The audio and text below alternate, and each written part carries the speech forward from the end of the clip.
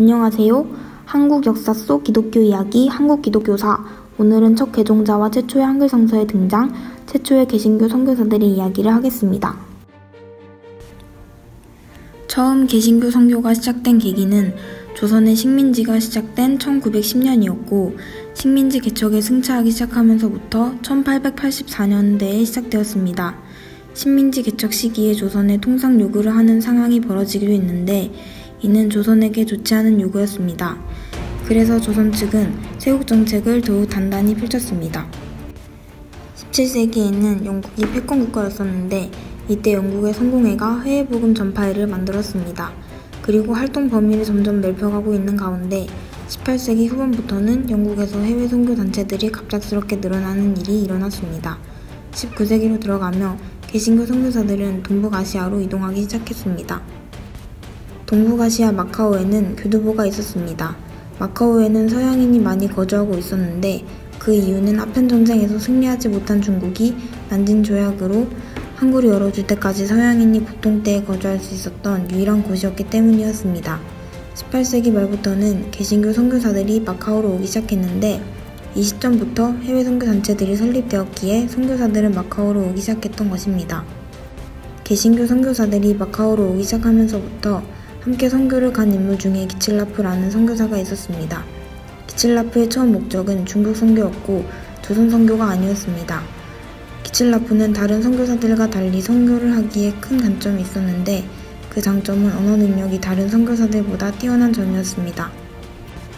그러던 어느 날 언어 능력이 뛰어났던 기칠라프에게 로드 엠머스트라는 배로부터 의사와 통역사로 함께 해달라는 요청이 있었고 그가 원하던 선교도 할 수 있었기에 좋은 기회라고 판단한 그는 함께할 것을 약속했습니다. 1832년 마카오로부터 출발한 이 배는 중국 해안선을 타면서 수상한 물건을 팔아 교역을 요청하고 있었습니다. 사실 로드 엠머스트 배처럼 감정음만 밖에서 항해하는 것이 조선 측에서는 불법이었기에 그렇게 하면 안 되는 것이었습니다. 기칠라프는 로드 엠머스트 배를 타고 다니며 여러 일을 수행했었고 일을 하는 도중에 청황제로부터 일을 중단해달라는 경고의 말을 들었었습니다. 하지만 그들은 말을 듣지 않았습니다. 로드 엠머스트호가 충남에 전박했을 때에 조선 국왕에게 통상을 요청하는 일을 했었고 그들은 승낙한다는 답이 오기만을 기다렸습니다. 기칠라프는 통상 요청의 답을 기다리며 선교활동도 잊지 않았습니다. 그는 섬 사람들에게 성서와 전도 책자를 나누어주는 선교활동을 했습니다. 조선 국왕은 통상을 거절하는 답변을 보냈었는데 그들은 이 말을 듣고 섬을 떠나버리면서 로드 엠머스트의 통상 요청은 끝이 나게 됩니다. 아편전쟁 이후 개신교 선교사들은 중국 선교를 시작하게 되었습니다. 여기서는 토마스가 등장하는데 이는 영국의 개신교 선교사이고 중국에서는 세관 통역 일을 하고 있는 선교사였습니다. 그러면서 그는 스코틀랜드 성서공회 선교사인 윌리엄슨을 만나게 되었고 윌리엄슨은 개척 선교사로 중국에 온 상황이었습니다. 윌리엄슨은 천주교인을 만나면서부터 조선에 관심을 보이기 시작했습니다. 윌리엄슨은 토마스에게도 자신이 만난 천주교인들을 소개해 주었고 윌리엄슨과 같이 토마스도 조선에 관심을 가지게 되었고 그들은 조선 선교를 할 것을 마음먹었습니다. 그는 서해안 일대에서 윌리엄슨이 주었던 한문선서와 전도책자를 나누어주고 한국어도 조금씩 배워나갔습니다. 그들이 베이징에서 일하는 동안 조선에서는 병인 박해라는 천주교인의 대학살하는 사태가 일어나고 있었는데 이 일로 인해 자국 선교사들이 9명이나 처형되는 결말이 진행되고 있었습니다. 이 일로 프랑스 대사는 함대를 파견시키기로 하였고 토마스에게는 통역으로 함께 해줄 것을 요청했습니다. 그는 그 요청을 승낙했지만 프랑스 함대는 베트남에서 일어난 소요 사태를 진압하기 위해 토마스가 있는 곳을 떠나보려는 일이 벌어졌습니다. 토마스는 큰 기회를 놓친 탓에 크게 실망했었지만 곧이어 새로운 기회인 제너럴 서머노에서 통역으로 함께할 것을 요청해왔습니다. 여기서 박 교수가 등장하게 되는데 박 교수는 국법으로 제너럴 서머노에게 교역을 하면 안 된다는 사실을 알리며 떠나주기 요청했지만 끝까지 버티면서 토마스는 결국 죽임을 당하는 비극적인 결말을 맞게 되었습니다. 다음은 최초의 개종자와 한글 성서의 등장인데요. 여기서는 최초의 한글 성서가 만들어지는데 큰 기여를 한 인물들이 있습니다. 그들은 서상륜, 이응찬, 백홍준 등의 한국인이었습니다. 최초의 한글 성서가 번역이 완성되기까지의 역사를 보면 로스와 맥킨타이어라는 두 선교사가 빠질 수 없습니다. 로스와 맥킨타이어를 소개하기 전에 윌리엄슨에 대해 말하자면 윌리엄슨은 1867년 고려문과 조선 교육시장에서 상인들을 대상으로 정도와 정보 수집을 하고 다녔었습니다. 그의 목적은 문서 선교였습니다. 본격적으로 한국인을 대상으로 선교하는 선교사는 로스와 맥킨타이어가 있었습니다. 로스는 윌리엄슨에게 고려문과 토마스와 조선에 대해 들었고 그는 중국어와 만주어 공부를 한 후 고려문으로 진출했습니다. 당시 조선 선교를 하는 선교사들에게 상인들은 대화를 나누기에도 쉬웠으며 만나기도 쉬웠고 서양인에게 경계를 표하지 않아 좋은 이미지를 가지고 있었습니다. 로스는 자신에게 찾아온 중년 상인에게 한국어를 배운 후 학문성서와 정도지자를 나누어 주었습니다. 로스의 고려문 첫 방문은 얻은 것이 별로 없었습니다.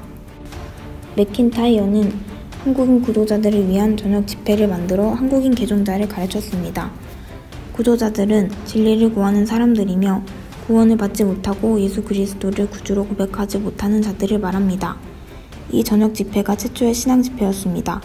추가적으로 설명을 하자면 이 일로 인해 기독교를 접해들은 사람들의 전도로 한반도 최초의 개신교 공동체가 선정되었습니다.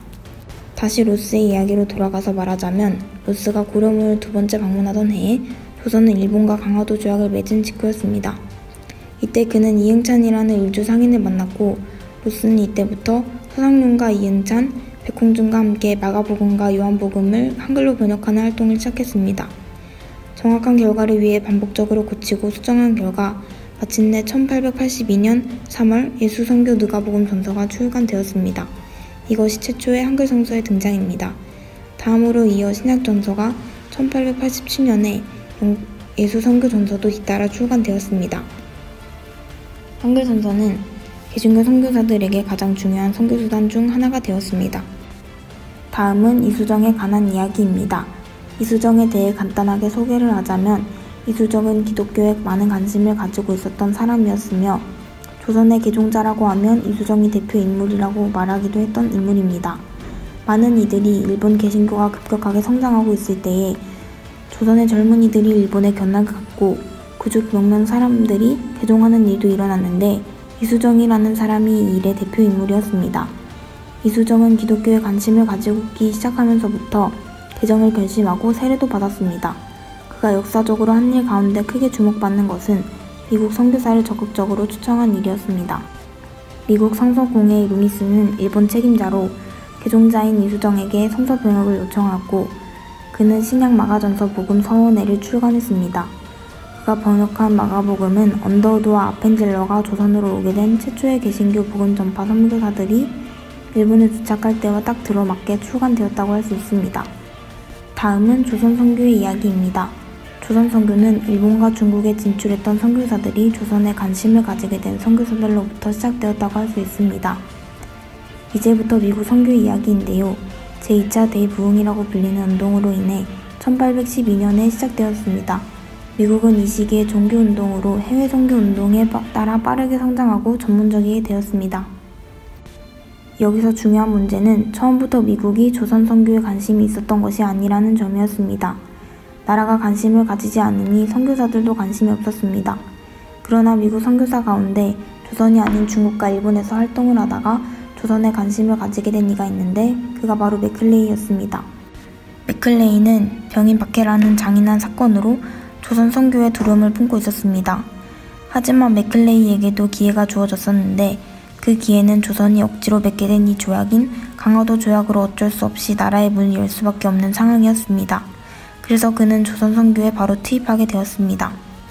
가우처라는 감리교 목사가 있었는데 가우처는 조선에 관심을 가지고 있었습니다. 그는 일본에 있는 맥클레이에게 조선에 들어가서 선교의 여부를 확인해달라고 부탁했고 조선과 미국이 조미수호 통상조약을 맺었다는 답변이 들려오자 미국 선교사들은 조선에 선교가 필요하다는 것을 본국 교회에 빠르게 알리기 시작하면서부터 맥클레이와 미국 선교사들이 조선에 발을 들이게 되었습니다. 김옥규는 맥클레이가 조선 선교에 두려움을 품고 있을 때 용기를 준 사람이었습니다. 그는 다른 선교사와도 관계를 유지하면서 기독교에 대해 열심히 배워 나갔습니다. 김옥규는 미국 선교사들에게 기독교가 조선에 자리하기 위해 자신도 함께 힘쓰겠다고 약속을 했었습니다. 맥클레이가 서울에 도착하자 약속대로 김옥규는 그를 찾아가 성연서를 받아 고종에게 내밀었고 얼마 지나지 않아 고종은 승낙해 주었습니다. 맥클레이가 쓴 청원서는 미 감리회가 한국에서 의료와 교육 사업을 하도록 허락해달라는 일본어로 쓴 선교 청원서였습니다. 복음 전파의 소명과 서구의 문화와 사상까지 받아들인다는 전실함이 만나 선교의 문이 이때부터 열리게 된 것입니다. 여기까지 조선 선교가 조선에서 언제부터 시작되었으며 그 안에 개신교 선교사들과 최초의 한글 성서에 관한 내용이었습니다. 제가 첫 개신교 선교와 조선 선교 내용을 영상을 제작하게 되면서 기독교가 오늘날까지 오게 된 역사 속 진실과 여러 선교사들의 노력들을 알게 되었고 기독교를 받아들일지 고민했던 조선의 상황도 알게 되어서 흥미로웠습니다. 이상으로 제 영상을 봐주셔서 감사합니다.